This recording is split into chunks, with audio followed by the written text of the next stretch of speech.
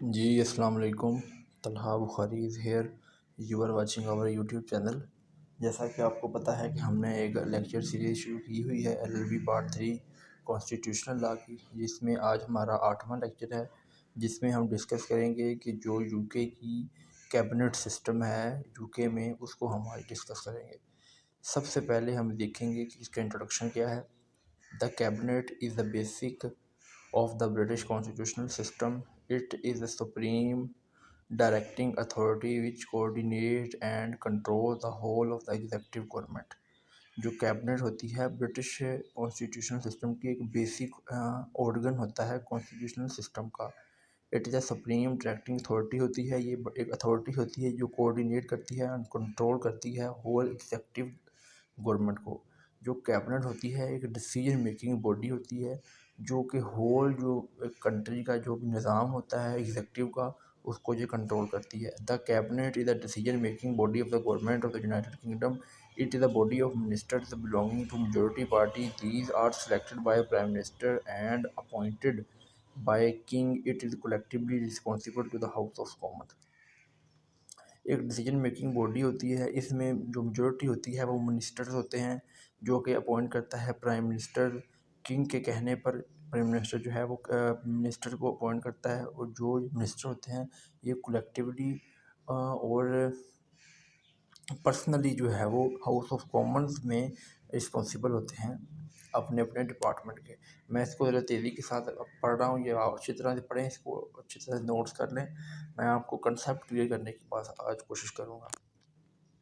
उसके बाद इंट्रोडक्शन के बाद इसकी है एवोल्यूशन, आपने लिखनी है कि ये कहाँ से इसका ओरिजिन हुआ था। It is one of the oldest part of the UK constitutional arrangements with it origin dating back to at least the 13th century. ये बड़ा ही जो है oldest part of the UK constitutional है।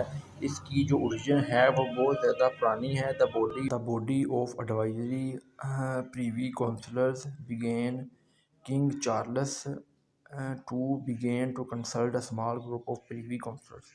सबसे पहले एक एडवाइजरी बॉडी थी जिसके मेंबर जो थे उन्हें प्रीवी काउंसलर्स कहा जाता था, जो कि किंग जो था चार्ल्स टू उसको अपना एडवाइस करते थे उनके डिफरेंट इश्यूज़ पर।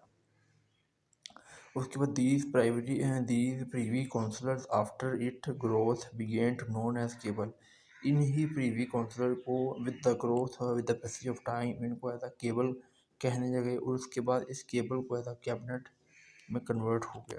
उसके बाद इसकी कंपोजिशन देखते हैं हम कि at the end of the general election the king और queen invite the leader of the majority party of the house of common who then become the prime minister and crown ask him to form the cabinet। जब general election होता है, king जो होता है वो majority party house of common में जो majority party होती है उसमें से एक प्राइम मिनिस्टर को इलेक्ट करता है। प्राइम मिनिस्टर को जो है वो सबमिट करता है, प्राइम मिनिस्टर जो है वो सबमिट करता है list of the ministers to the king और queen who formally approve it and then the cabinet personals is announce it is a new letter. जो है कैबिनेट है, जो किंग जो है वो प्राइम मिनिस्टर के ज़रिए से जो मिनिस्टर की लिस्ट तैयार करवाता है, फिर इसको फॉर्मली अप्रूव कर देता है और वो मिनिस्टर बन जाते हैं। उसके बाद इसके फीचर्स हैं। सबसे पहले फीचर है कि leadership of the prime minister. The cabinet is formed by the prime minister. जो कैबिनेट है ये बनाता है prime minister. He is the keystone of the cabinet and play the dominant role in the cabinet. जो cabinet है इसमें जो की रोल होता है, जो लीडरशिप होती है वो प्राइम मिनिस्टर की होती है। Exclusion of the king from cabinet. The king और queen does not attend the cabinet meeting, it has become constitutional convention. तीसरा पॉइंट जो है वो सीक्रेसी है। Every member of the cabinet take the oath of secrecy. The meeting of the cabinet are secret and private, not disclose in public. जो cabinet होती है इसके जो मेंबर होते हैं वो इनसे ओथ किया जाता है कि जो कैबिनेट में बात होगी वो इसको पब्लिक में डिसऑर्डर नहीं करेंगे।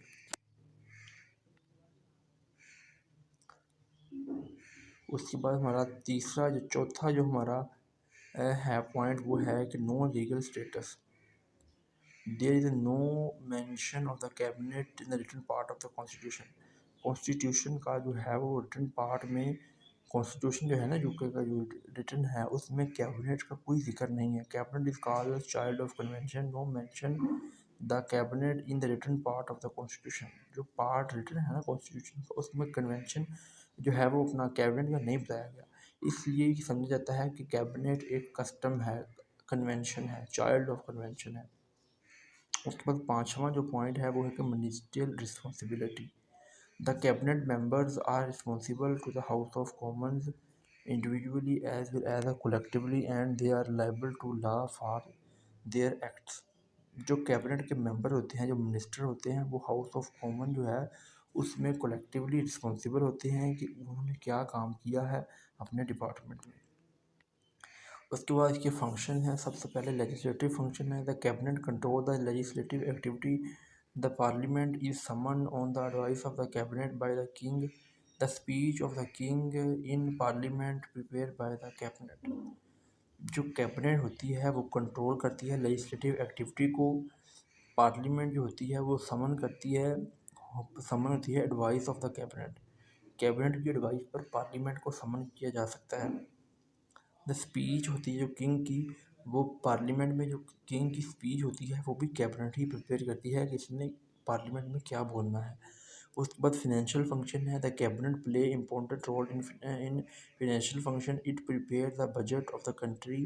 जो बजट होता है कंट्री का वो भी कैबिनेट ही प्रिपेयर करती है। And responsible for the whole expenditure of the stock. जितना भी एक्सपेंडिचर अखराजात होते हैं कंट्री के वो कैबिनेट ही देती है और बनाती है। उसके बाद है executive function. The cabinet is formulating the general policy of the government. It determine the foreign policy of the government. It decide measures for war and peace. जो वार होती है, पीस होती है, उसके लिए भी यही डिसीजन करते हैं। और फॉरेन पॉलिसी होती है, जनरल पॉलिसी जो होती है वो भी अपनी कैबिनेट ही बनाती है। जुडिशल फंक्शन में है कि द जजेस of the court are appoint on the advice of the cabinet by the king. The power of remission, intermission and acquittal is exercised by the king or the advice of the cabinet। Cabinet की advice पर जो है वो king जो है वो किसी को माफ़ी दे सकता है, किसी को गुनाह बरी कर सकता है और जज को अपॉइंट भी कर सकता है कैबिनेट किंग को एडवाइस करके। तो ये थे इसके फंक्शन। उसके बाद इसका कंक्लूजन है, to conclude that the British cabinet is one of the typical institution of the British constitution, although it is the center of the governmental authority and control the parliament। जो parliament को एक centre of the authority होती है जो कि parliament को भी control करती है, एग्जीक्यूटिव को भी कंट्रोल करती है। जितने टिपिकल इंस्टीट्यूशन होते हैं उन सबको ये कैबिनेट जो है वो कंट्रोल करती है। ये था इसका आज का हमारा टॉपिक। इसको ओवर थ्रू देख लेते हैं, ओवरव्यू ले लेते हैं। सबसे पहले इंट्रोडक्शन है, उसके बाद इसकी एवोल्यूशन है, उसके बाद इसकी कंपोजिशन है, उसके बाद इसके फ्यूचर हैं। ये तीन ये फ्यूचर हैं और दो ये फ्यूचर हैं, 5 फीचर्स हैं इसके।